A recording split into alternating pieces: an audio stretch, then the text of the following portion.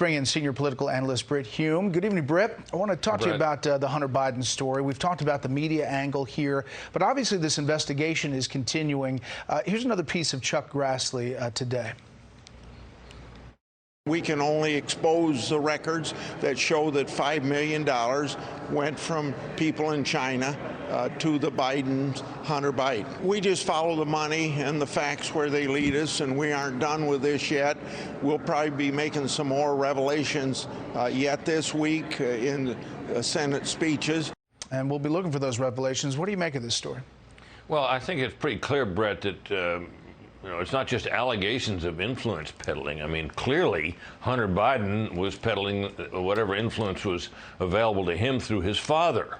They didn't hire Hunter Biden because of his, his noted skills in any particular area. This is the son, whatever else he may be, is a pretty dissolute character who's never really distinguished himself in any way, and would be an unlikely person for a foreign government or foreign governments to hire to help them in Washington.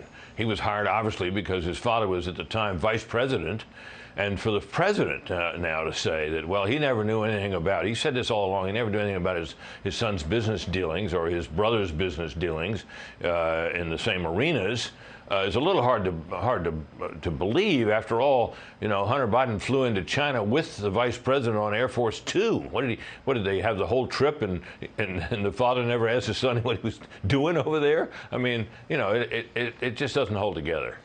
Yeah, and the Washington Post comes out over the weekend with this kind of contrition. The Hunter Biden story is an opportunity for a reckoning.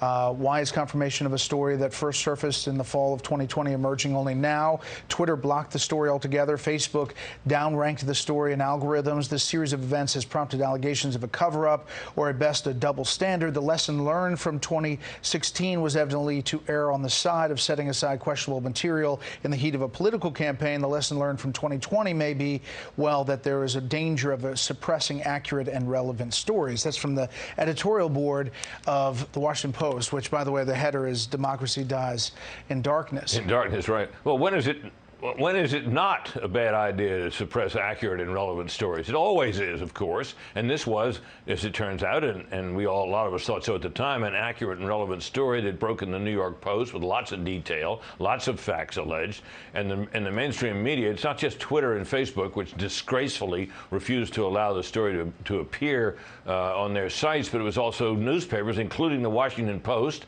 and notably the New York Times as well, other mainstream media outlets that refused to follow up on it, as you normally would do. Another publication, another news outlet breaks a story. It's a relevant story in the middle of a political campaign. Allegations are serious. You can run them down, and you don't make a blanket judgment without investigating as to whether the story is true or false or valid or not. That's not what happened here. And of course, you had those ex-intelligence agents, officials, 50 or so of them, that came out and said that it smacked of Russian disinformation. We now know it certainly was not, and that they're saying so was pure speculation and politically motivated. I think it's pretty clear, and I think the newspapers and others that covered this story up, refused to follow it up, did so for political reasons as well. They did not want Joe Biden to lose to Donald Trump, and that was the bottom line. And quickly, Britt, you're a avid Twitter user. Do you think Twitter changes with Elon Musk as its largest shareholder?